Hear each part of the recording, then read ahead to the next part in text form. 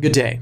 This video is to help you if you need to log into your course remotely. If your instructor has reached out and told you not to attend the first day but has asked you to log in remotely, you'll just follow these steps. It's fairly straightforward.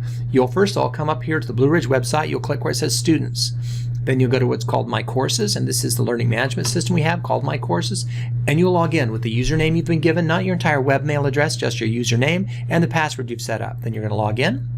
And then you'll look for the course that you're supposed to attend at a given time. I happen to know that this course for me is set up that I can start it Wednesday at 10 a.m. So I'm going to show up at Wednesday at 9:45 to log in, make sure my camera and mic are working. And then I'm just going to sort of chill until the class begins on the top of the hour for me.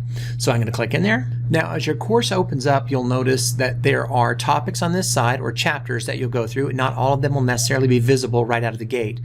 You'll have probably an introduction, an area called Getting Started, and then you can look at some other of these topics and just take a few minutes and acquaint yourself with the course shell. Now I'm going to click through here and I'm going to just sort of notice what's in each of these chapters, and it has information that I can read and prepare myself. And then I'm also going to click up here, and once I get to this one, I notice that there's this icon and it says First Day Class, Wednesday 10 a.m.